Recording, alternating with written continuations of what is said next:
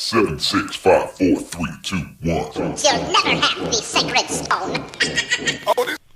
नमस्कार, यह है class 10 science NCERT chapter 1 part 2। अगर आपने इससे पहले की वीडियो नहीं देखी है तो आपको लिंक डिस्क्रिप्शन में मिल जाएगा, आप जाके पहले उसे देख लें, फिर आप इसे देखें।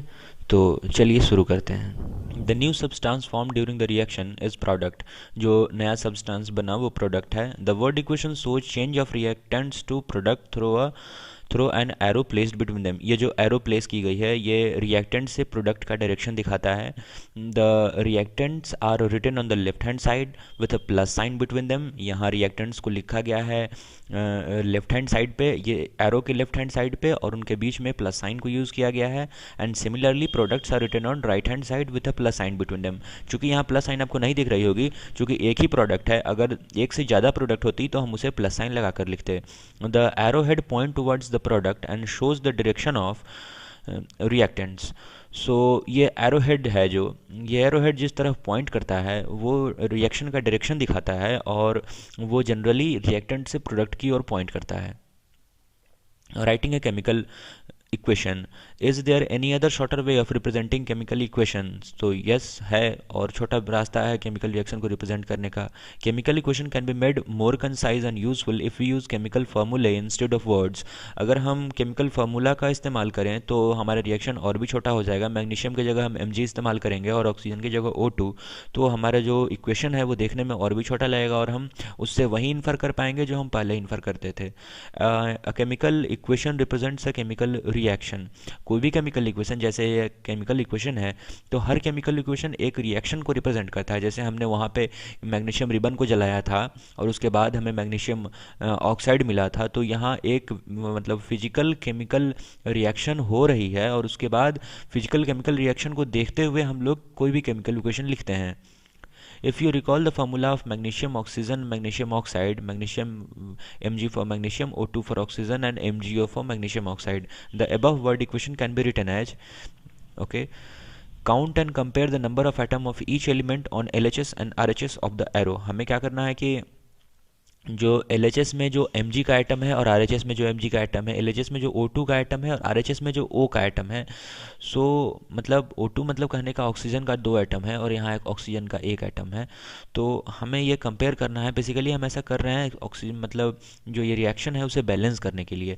सो हम एटम को काउंट करते हैं, और अगर वो मतलब रिएक्शन बैलेंस्ड नहीं होता तो उसे हम स्केलेटल केमिकल इक्वेशन कहते हैं। अगर वो ऑटोमेटिकली बैलेंस्ड है तो वो बैलेंस्ड केमिकल इक्वेशन होगा, और अगर बैलेंस्ड नहीं है तो हम नंबर ऑफ एटम्स को इक्वेट करने के लिए उसे बैलेंस करते हैं। ऐसा क्यों करते हैं? ऐसा इसलिए करते हैं क्योंकि हमने law of conservation of mass पढ़ा है क्लास 8 या 9 में। तो उसमें कहा जाता है कि मास को आप ना ही क्रिएट कर सकते हैं और ना ही डिस्ट्रॉय कर सकते हैं। तो मास can nether B created nor be destroyed. तो इसी के बेसिस पे हम इस किसी भी केमिकल रिएक्शन को बैलेंस करते हैं, क्योंकि हम मास, चूँकि किसी भी केमिकल रिएक्शन में मास का लॉस नहीं हो सकता है। अगर यहाँ पे अगर नंबर ऑफ एटम ज़्यादा हो गई, जैसे यहाँ पे देखिए ऑक्सीजन के 2 आइटम है, मैग्नीशियम के 1 आइटम है, तो यहाँ पे कुल 3 आइटम हो गए। और यहाँ पे हम अगर देखेंगे तो मैग्नीशियम का 1 आइटम है, Mg है और O है, ऑक्सीजन का भी एक ही आइटम है। तो यहाँ इधर लेफ्ट हैंड साइड में 3 आइटम है और यहाँ पे बचा 2 आइटम। तो ऐसा नहीं हो सकता है कि रिएक्टेंट में हमने 2 आइटम, रिएक्टेंट में हमने 3 आइटम डाला और हमें मिला 2 आइटम। तो बेसिकली ये एम्बिग्विटी है, ये एक मतलब, तो उसे हम ओवरकम करने के लिए किसी भी रिएक्शन को बैलेंस करते हैं। तो पढ़ते हैं आगे। Is the number of atom on each element is same on both sides? If not then the equation is unbalanced because the mass is not same on both side of the equation. मैंने आपको बताया कि मास अगर same नहीं हो तो हम उस इक्वेशन को बैलेंस करते हैं, और such chemical equation is known as skeletal chemical equation. ये एक ध्यान देने वाली बात है कि जो भी केमिकल इक्वेशन का मास बैलेंस्ड नहीं है, जो भी केमिकल इक्वेशन बैलेंस्ड नहीं है उसे हम स्केलेटल केमिकल इक्वेशन कहते हैं। Equation 1.2 is a skeletal chemical equation. क्यों? क्योंकि यहाँ पे हमारे पास लेफ्ट हैंड साइड में 3 आइटम है और राइट हैंड साइड में 2 ही आइटम है। सो ये एक स्केलेटल केमिकल इक्वेशन नहीं, स्केलेटल केमिकल इक्वेशन है जो कि बैलेंस्ड नहीं है। For burning of magnesium in air, magnesium हमने जलाया था ऊपर। Balanced chemical equation. Recall the law of conservation of mass that you studied in class 9. Mass can neither be created and nor be destroyed. Okay, सही बात है कि मास को हम बना भी नहीं सकते हैं. जिस तरह एनर्जी के बारे में हम बोला था कि energy can neither be created nor be destroyed, वही केस मास के साथ भी होती है कि mass can also neither be created nor be destroyed. The whole mass of universe is fixed, so that is why it is needed to balance a chemical equation. And that is the total mass of the elements present in the product of a chemical reaction has to be equal to total mass of the elements present in the reactants. मतलब जितना मास product का है उतना ही मास reactant का होना चाहिए. उसमें अगर कमी आती है तो उसको ओवरकम करने के लिए हम उसे बैलेंस करते हैं. In the other word, the number of atom of each element remains the same before and after the chemical reaction. Number of atom जो केमिकल रिएक्शन होने से पहले था और नंबर ऑफ़ एटम जो केमिकल रिएक्शन होने के बाद हमें मिला, जो प्रोडक्ट में मिला, वो बराबर होना चाहिए. Hence we need to balance a skeletal chemical reaction. Is the chemical equation 1.2 balanced? 1.2 कहाँ है भाई? 1.2 शायद इसे कहा जा रहा है. यस, इसे यही 1.2 है. तो पूछ रहा है कि क्या ये बैलेंस्ड है, तो नहीं भैया ये बैलेंस्ड नहीं है. Hence we need to balance. Okay ठीक, let us learn about balancing a chemical equation step by step. तो अब हम बैलेंसिंग सीखेंगे. The word equation for activity 1.3 में भी रिप्रेजेंटेड एज, ये जो जिंक वाली इक्वेशन रिएक्शन हमने करा था, या जिंक में हमने H2SO4 या फिर HCl डाला था, तो यहाँ पे तो सल्फ्यूरिक एसिड डाल रहा है ये लोग. ठीक है, तो देखते हैं. Zinc plus sulphuric acid, zinc sulphate plus hydrogen. The above word equation may be represented by chemical equation Zn plus H2SO4, ZnSO4 plus H2. ये जो टेबल बनाया गया है इसमें हर एटम को आपको काउंट करने कहा गया है. Let us examine the number of atom, number of different atoms on both side of the arrow. तो हम एरो के लेफ्ट हैंड साइड और राइट हैंड साइड दोनों में जो रिएक्टेंट है और प्रोडक्ट है उन दोनों में हम नंबर ऑफ़ एटम काउंट करेंगे और देखेंगे कि क्या कोई डिफरेंस है. अगर डिफरेंस होगा तो हम उन्हें बैलेंस करेंगे, अगर डिफरेंस नहीं होगा तो हम उन्हें बैलेंस नहीं करेंगे. तो आइए हम अपने तरीके से काउंट करते हैं. इन्होंने टेबल बना के करा, हम ऐसे करते हैं. यहाँ पे Zn है और यहाँ भी Zn है. देखिए यहाँ भी Zn एक है और यहाँ भी Zn एक है. तो इसमें मतलब लेफ्ट हैंड साइड और राइट हैंड साइड दोनों में रिएक्टेंट और प्रोडक्ट में एक ही जिंक का आइटम है, मतलब जिंक बैलेंस है. हमें जिंक के साथ कोई छेड़छाड़ नहीं करनी. यहाँ पे हाइड्रोजन का आइटम है और यहाँ पे दो H2 है, यहाँ भी H2 है, दो हाइड्रोजन का आइटम है, तो दोनों हाइड्रोजन बैलेंस्ड है. रिएक्टेंट और प्रोडक्ट दोनों में ही सेम है. और SO4 जो सल्फेट आइटम है वो भी चूँकि एक सल्फर और 4 ऑक्सीजन, यहाँ भी एक सल्फर और 4 ऑक्सीजन, तो एक एक सल्फेट एटम है, तो कोई दिक्कत नहीं है. मतलब ये इक्वेशन जो मिली हमें ये प्री बैलेंस्ड थी, ये पहले से बैलेंस्ड थी, हमने इसमें कोई छेड़छाड़ नहीं करी. तो ये बैलेंस्ड इक्वेशन है, हमें इसे बैलेंस नहीं करना पड़ा. As the number of atom of each element is same on both side. देखिए इन्होंने टेबल बना रखा है और चूँकि लेफ्ट हैंड साइड और राइट हैंड साइड दोनों में ही जो नंबर ऑफ एटम्स हैं वो सेम है, तो हमें इसे बैलेंस नहीं करना पड़ा और सही है. Let us try to balance the following chemical equation. इसमें आप देखिएगा, इसमें आपको अलग अलग मिलेगा. जैसे यहाँ पे आप देख रहे होंगे आयरन है, यहाँ पे देखें आपकी, यहाँ पे लेफ्ट हैंड साइड में एक ही आयरन एटम है, यहाँ पे देखिए 3 आयरन एटम है, यहाँ पे एक ऑक्सीजन एटम है और यहाँ 4 ऑक्सीजन एटम है, यहाँ 2 हाइड्रोजन. चूँकि हाइड्रोजन तो बैलेंस है, चलो भैया मान लिया, पर ऑक्सीजन में देखिए, ऑक्सीजन में 3 का डिफरेंस है और आयरन में भी 2 का डिफरेंस है. तो हम इसे बैलेंस करेंगे. इसे हीट एंड ट्रायल से बैलेंस सिखाया जाएगा आपको. और देखिए टू बैलेंस, स्टेप 1 है बैलेंसिंग में. To balance a chemical equation first draw boxes around each. सबसे पहले जो भी केमिकल इक्वेशन आपको दिया गया है यहाँ पे बैलेंस करने के लिए, हम हर एलिमेंट का, जैसे Fe है तो Fe का एक बॉक्स बनाएंगे, H2O का एक बॉक्स बनाएंगे. तो यहाँ पे एक एक बॉक्स बना लिया हमने 1.5 का. और आते हैं स्टेप 2 में. List the number of atoms of different element present in the unbalanced equation. और हर एटम के लिए हम नंबर ऑफ एटम्स लिखेंगे लेफ्ट हैंड साइड और राइट हैंड साइड के लिए, मतलब रिएक्टेंट और प्रोडक्ट साइड के लिए. तो यहाँ पे Fe को लिया हमने सबसे पहले, तो Fe का एक एटम लेफ्ट हैंड साइड में है और Fe का 3 एटम राइट हैंड साइड में है.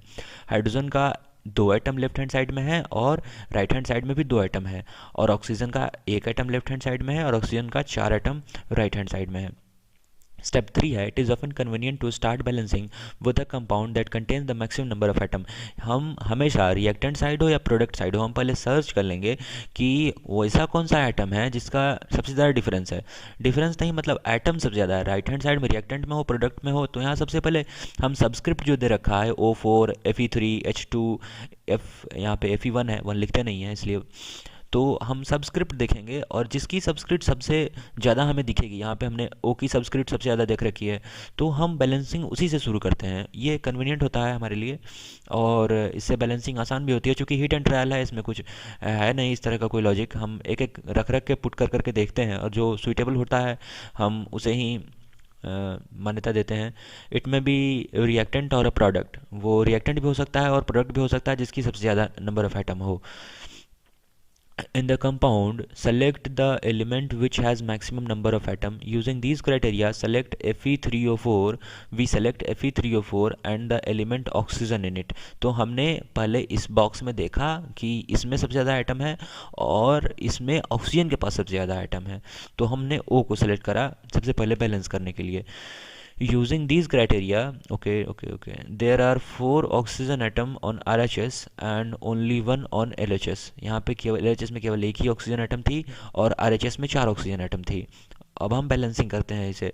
तो ऑक्सीजन को बैलेंस करने के लिए हम क्या कर दें कि जो LHS में 4, अब देखिए अब यहाँ पे जो एक है तो 4 को तो हम एक बना नहीं सकते, क्योंकि 4 को अगर एक बनाने चलेंगे तो हमारा पूरा का पूरा इक्वेशन डिसरप्ट हो जाएगा।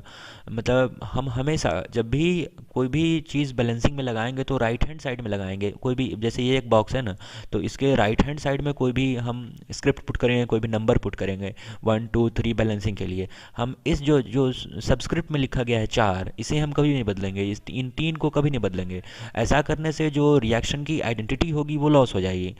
तो हम हमेशा करेंगे, तो जैसे देखिए हम अभी ऑक्सीजन को हमने पकड़ रखा है, तो यहाँ पे हमने ऑक्सीजन के 4 को तो एक बना नहीं सकते, क्योंकि इससे रिएक्शन की आइडेंटिटी लूज़ हो रही है। तो हम कुछ ऐसा करना चाहते हैं जिससे कि हमारा ये जो O यहाँ पे 1 है ये 4 हो जाए। तो ये करने का बस एक ही तरीका है, ये जो प्लस के बाद ये जो इस बॉक्स के पहले आप एक 4 लगा दीजिएगा। मतलब इस पूरे एटम को H2O को आप 4 से अगर मल्टीप्लाई कर दें तो यहाँ पे O4 हो जाएगा। लेकिन ऐसा करने से यहाँ पे जो हमारा H बैलेंस्ड था ये गड़बड़ हो रहा है, तो हमें इसे फिर बाद में जाके बैलेंस करना पड़ेगा। जैसे आप यहाँ पे 4 अगर लिख देते हैं तो ये बेसिकली 8 हाइड्रोजन एटम हो जाएगा और 4 ऑक्सीजन एटम हो जाएगा। तो यहाँ पे आपके साथ ये फ़ायदा हो रहा है कि ऑक्सीजन बैलेंस हो रहा है, पर इसके साथ क्या हो रहा है कि जो हाइड्रोजन पहले से बैलेंस था वो ख़राब हो रहा है। लेकिन चूंकि हमें दिख रहा है कि यहाँ पे हाइड्रोजन इंडिपेंडेंट है तो हम इसे बाद में आके बैलेंस कर सकते हैं। और यहाँ पे Fe3 था तो यहाँ भी हम Fe3Fe लगा सकते हैं, तो ये ऑक्सीजन बैलेंस हो जाएगी, तो ये रिएक्शन बैलेंस हो जाएगी, सॉरी। तो ठीक है, देखते हैं। यहाँ पे इन्होंने 4 से मल्टीप्लाई करा, यहाँ पे 4 से मल्टीप्लाई करा, बेसिकली यहाँ पे 4 लिखा गया और ये हमारा ऑक्सीजन बैलेंस हो गया। To equalize the number of atom it must be remembered that we can not alter the formula of the compound. मैंने जो आपको बताया, जो हम सबस्क्रिप्ट नहीं चेंज कर सकते हैं, तो सबस्क्रिप्ट चेंज करेंगे तो Fe3O4 जो फेरिक ऑक्साइड जो बना हुआ है वो फेरिक ऑक्साइड ही बदल जाएगा, कुछ और बन जाएगा। तो हमेशा कभी भी हम सबस्क्रिप्ट को नहीं बदलेंगे। For example, to balance oxygen atom we can put coefficient 4 and 4H2O and not H2O4 और H2O4। तो कभी भी यही आपको बताया जा रहा है कि सबस्क्रिप्ट को नहीं बदलेंगे। नाउ पार्टली बैलेंस्ड इक्वेशन, हमने पार्टली बैलेंस करने का मतलब अभी केवल आपका जो ऑक्सीजन है वो बैलेंस हुआ है, तो ये पार्टली यहाँ पे केवल 4 लिखा है इन्होंने और ये पार्टली बैलेंस है, यहाँ पे केवल ऑक्सीजन बैलेंस हुआ है। हम अगले स्टेप्स में आगे की इक्वेशन को बदलेंगे। तो आगे की इक्वेशन में क्या किया जाएगा कि यहाँ पे हाइड्रोजन 8 है तो यहाँ पे H2 की जगह पे 4 लिख दिया जाएगा आपको, यहाँ पे 4। और फिर यहाँ पे Fe3 था, यहाँ पे 3 एटम है Fe का, यहाँ पे 3 लिख दिया जाएगा। ये अलग अलग स्टेप में आपको बताया जाएगा, फिर भी यहाँ पे पढ़ लेता हूँ मैं। Fe and H atoms are still not balance, pick any of these elements to proceed further. किसी भी एक को पकड़ें, सबसे पहले हमने बड़े को पकड़ा, सबसे पहले वाला मायने रखता है, जो सबसे पहले वाला सबसे बड़े को पकड़ लेते हैं। उसके बाद आपको जो इच्छा हो, आप पहले आप चाहें तो Fe को बैलेंस कर सकते हैं, आप चाहें तो पहले H2 को बैलेंस कर सकते हैं। तो इन्होंने पहले किसको बैलेंस करा, इन्होंने पहले H2 को बैलेंस करा। तो यहाँ पे 8 था, 8 एटम हो चुका था H2 का और यहाँ पे केवल 2 एटम है, तो इसको हम 4 से मल्टीप्लाई कर दें तो हमारे राइट हैंड साइड में भी 8 एटम हाइड्रोजन का आ जाएगा। सो इसलिए हम इसे 4 से मल्टीप्लाई करेंगे। इन्होंने 4 से मल्टीप्लाई करा। आप देखिए ये भी आपका पार्टली बैलेंस्ड इक्वेशन हुआ। इसमें क्या क्या बैलेंस्ड है, इसमें हमने फर्स्ट स्टेप में ऑक्सीजन को बैलेंस करा था, यहाँ पे ऑक्सीजन बैलेंस्ड है, और सेकेंड स्टेप में इन्होंने हाइड्रोजन को बैलेंस करा, तो ये हाइड्रोजन बैलेंस्ड है। ये भी पार्टली बैलेंस्ड इक्वेशन है। अब बच गया है हमारे पास Fe जो आयरन है, तो Fe3 है। यहाँ पे राइट हैंड साइड में आप देख रहे होंगे 3 Fe एटम है और यहाँ लेफ्ट हैंड साइड में केवल केवल और केवल एक Fe एटम है, तो अगर इसे हम 3 से मल्टीप्लाई कर दें तो ये पूरा का पूरा इक्वेशन बैलेंस हो जाएगा। तो आगे का स्टेप में वही किया जाएगा। स्टेप 5 जो है, examine the above equation and pick the third element which is not balance. जो तीसरा एलिमेंट बैलेंस्ड नहीं है, you find that only one element is left to be balanced, that is iron. ठीक है, आयरन नहीं balanced है, iron को 3 से मल्टीप्लाई करा, ये पूरा का पूरा इक्वेशन आपको मिल गया। Step 6, finally to check the correctness of the balanced equation, we count atoms of each element on both side of the square। तो अब ये पता करने के लिए कि हमारा इक्वेशन बैलेंस हुआ कि नहीं हुआ, हम एक बार काउंट करते हैं जो हमारा फाइनल जो बैलेंस्ड इक्वेशन है उसे। तो हम देख सकते हैं कि यहाँ पे 3 Fe का आइटम है, यहाँ पे भी 3 Fe का आइटम है, यहाँ पे 4 H2 का आइटम है, यहाँ भी सॉरी यहाँ पे 8 H2 का आइटम, सॉरी H2 बोला था तो 4 ही है, H का 8 आइटम है, और यहाँ पे भी हाइड्रोजन का 8 आइटम है, और यहाँ ऑक्सीजन का 4 आइटम है, यहाँ भी ऑक्सीजन का 4 आइटम है। तो ये इक्वेशन हमारा बैलेंस है, इसे हम चेक करते हैं। और हीट एंड ट्रायल इसे ही कहते हैं। हम रख रख के मतलब देखते हैं कि क्या कहाँ क्या रखना है, सबसे बड़े से शुरू करते हैं और फिर उसे बैलेंस करते हैं। इसके लिए और भी मेथड्स हैं, मतलब केमिकल इक्वेशन को बैलेंस करने के लिए, वो हम हायर स्टडी में पढ़ते हैं। The number of atom of elements on both side of equation 1.9 are equal, this equation is now balanced। तो ये अब balanced equation हो गया। This method of balancing a equation is called heat and trial method, as we make trials to balance the equation by using the smallest whole number coefficient। और हाँ, smallest whole number coefficient होना बहुत ज़रूरी है, जो मैंने आपको नहीं बताया था। तो अब जैसे देखिए, यहाँ पे हम बैलेंस कर रहे थे हाइड्रोजन को या फिर ऑक्सीजन को बैलेंस कर रहे थे, तो हम ऐसा नहीं करेंगे कि हम ज़्यादा मतलब जितना छोटा नंबर दे सकते हैं हम मल्टीप्लिकेशन में हम उसे चूज़ करते हैं, क्योंकि इससे इक्वेशन सरल हो। और बैलेंसिंग हीट एंड ट्रायल का यही तरीका है, जो सबसे छोटा स्क्रिप्ट हम पुट कर सकते हैं, मतलब जिससे इक्वेशन बैलेंस हो जा रही हो, उसे हम रखते हैं और उसे देखते हैं। Step 6, writing symbols of physical state. तो ये जो इक्वेशन आप देख रहे हैं, इसमें हमने कोई भी फिजिकल स्टेट के बारे में नहीं लिखा कि जो H2 है वो गैस है या फिर सॉलिड है, यहाँ पे Fe3O4 सॉलिड है या फिर लिक्विड है, क्या है, किस तरह का है। तो किसी भी इक्वेशन में अगर हम उसके स्टेट के बारे में कि वो सॉलिड, लिक्विड, गैस किस तरह की है, अगर हम वो लिख दें तो वो इक्वेशन जो फिजिकल स्टेट के साथ हो जाती है। और बेसिकली ऐसा लिखने से हमें ज़्यादा इन्फॉर्मेशन मिलता है उस इक्वेशन के बारे में। यहाँ पे आपको यही बताया गया है, carefully examine the above equation 1.9, does this equation tell anything about the physical state of each reactant and product। कोई जानकारी नहीं दे रही है हमारी फिजिकल स्टेट के बारे में। no information has been given in this equation about their physical state। to make a chemical equation more informative, the physical state of the reactant and product are mentioned along with their chemical formulae। तो physical state mention किया जाता है उसे ज़्यादा informative बनाने के लिए।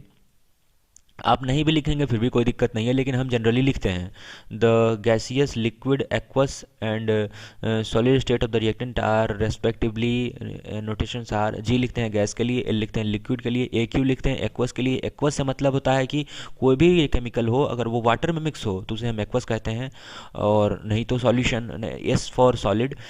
ठीक है, respectively. The word equation is written with respect to the product is present in solution of water. द वर्ड इक्वेशन, ठीक है, वाटर सॉल्यूशन में जो भी प्रेजेंट हो उसे हम एक्वस कहते हैं।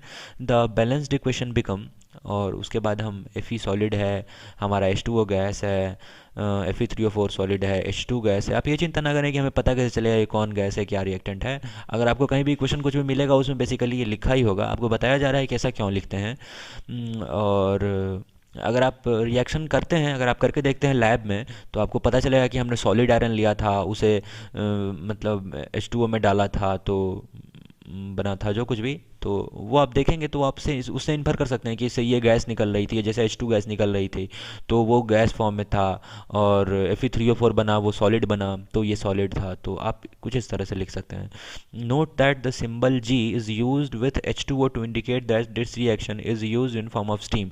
मतलब यहाँ पे आयरन जो था वो सॉलिड लिया गया, मतलब आयरन का एक स्ट्रिप लिया गया होगा और उस पर H2O की स्टीम पास कराई गई होगी, मतलब भाप को, जो पानी का जो भाप होता है उसे पास कराया गया होगा। तो यहाँ पे Fe3O4 बना और H2 गैस निकला। तो ये रिएक्शन जब आप देखेंगे तो आप इन्फर कर सकते हैं, इसे लिख सकते हैं।